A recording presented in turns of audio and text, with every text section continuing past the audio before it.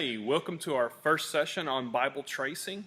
I'm glad you're here, and what I want you to know before we start out is not to be intimidated by this. Take this really slowly. This is why we record them, so you can go back and watch them. Just take your time with this. It's not an exact science, but it will help you to learn better about how to trace an argument in Scripture.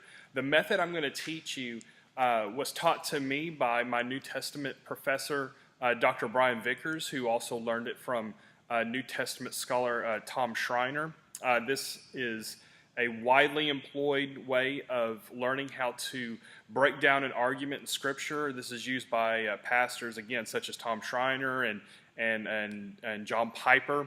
All these different guys use this method when breaking down a Scripture and finding out what it is, what the application points are, and exactly what the argument is in the Scripture. So let's begin by looking at just a text of Scripture. Well, we actually won't be looking at a text of Scripture quite yet. We're going to be looking at a statement and looking how to break that down into prepositions. Again, so if we're starting from the beginning, what is a preposition?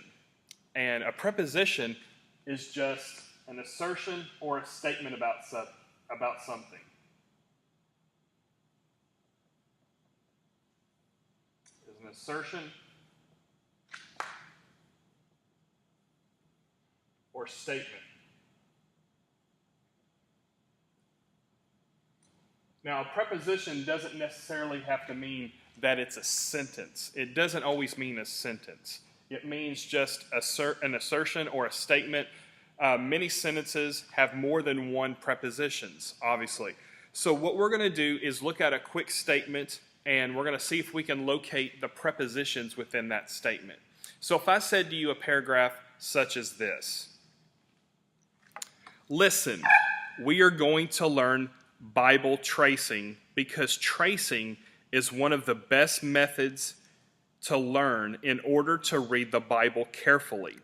And tracing is important to learn because it teaches us to read arguments by following the logic of the author.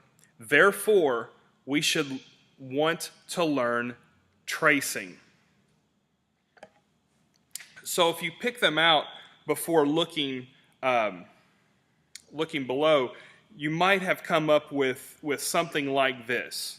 You would have come up with a statement like, listen, the next preposition, we are going to learn Bible tracing. The next, because tracing is one of the best methods to use.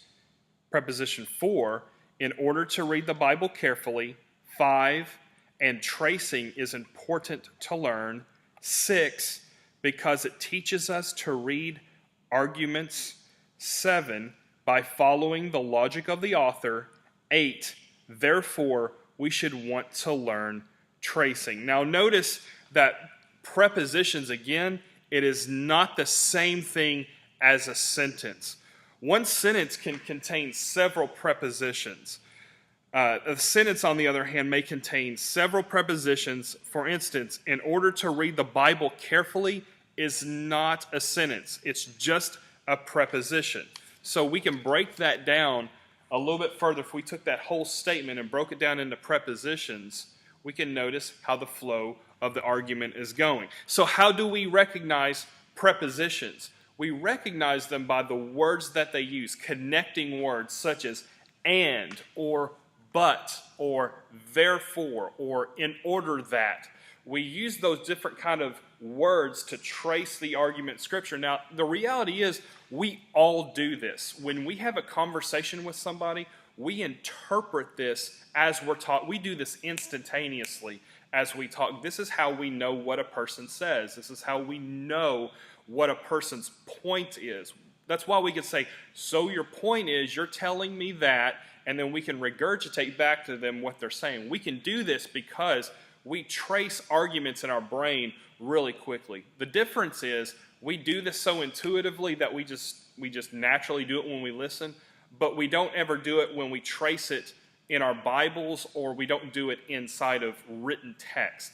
What we're going to be doing is showing you how to do this in the Bible, something that we do naturally and intuitively as we speak to one another. So let's break this down into prepositions. That phrase I just read, or that paragraph I just read to you about, listen, we're going to do Bible tracing. Let's break that down into prepositions and see, again, how they relate to one another. So going back to that paragraph that we had earlier, let's see what that looks like.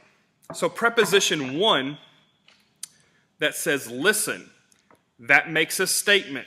It serves to get the reader's attention.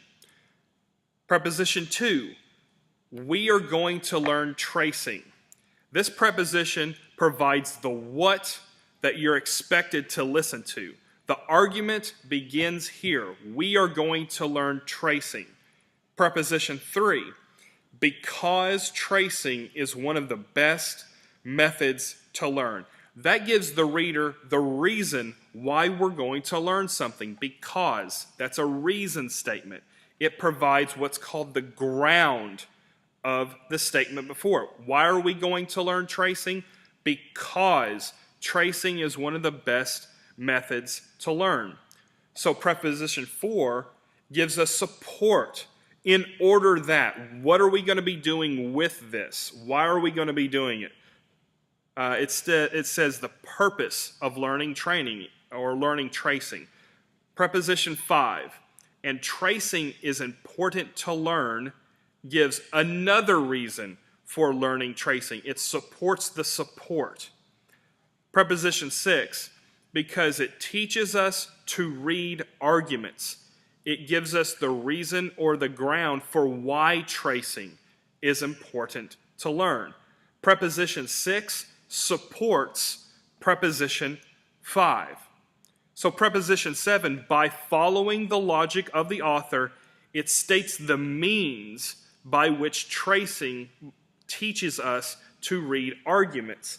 It supports preposition 6. It teaches us to read arguments. So finally, preposition 8 concludes the argument. It's an inference of the whole entire argument. In other words, all the preceding prepositions support this assertion. Therefore, we should want to learn tracing. The method used in this example is the exact same method employed in tracing a biblical text. So we look at this passage and we go, oh, well, that's separate. That's just a random paragraph. That's not really the case. You can do this with how I'm talking. You can do this with the paragraph we just read. You can also do this with a text of Scripture. This is how we accurately interpret what somebody says. It progresses the logic of an argument in Scripture. This is especially useful in very in-depth books of the Bible, such as Romans or Deuteronomy, Leviticus, Hebrews, Ephesians, Galatians, those type of books that have logical flows and arguments based on logic. You can really take this and make great application points from it. But again, that's just an introduction to prepositions. How do we break it down based on words? We're going to be fleshing this out a little bit further. How do we map an argument out in Scripture? So what I want you to take from this basically is that the beginning of an argument, beginning on breaking a passage down or a Scripture down, is to first break the statement or the paragraph or the verse, whatever it is you're working with, down into prepositions and see the logic of the flow that goes between the words. And we're going to be going through each one of those type of breakdowns, such as series, progressions, grounds, inferences. We're going to be looking at all those different things over the course of the next few videos. So when you go back to a verse of Scripture, and we'll do a couple scriptures where we'll map the entire thing out, you will notice that when you look at Scripture, you'll begin to do this as you read. When you do your devotionals, when you're preparing your lessons, when you're just doing whatever it is, and you're wondering, what's the logic here of the argument that I'm reading in this passage? You'll be able to break this down and make a really good faith attempt at knowing what the logic is and therefore the conclusions and therefore the applications of what you just read. So many times people read a passage of Scripture or try to break down a passage of Scripture without mapping the logic. They'll just pull out a little bit of a text or a little bit of a verse, and they'll end up interpreting it wrong and therefore teaching it wrong. This teaches us to slow down when we read and really listen to the argument and pay attention to what the author's saying. Again, we do this all the time when we speak to another person. We find out the logic, we discover the flow, and we make conclusions and applications based on how they talk and the words that they're using.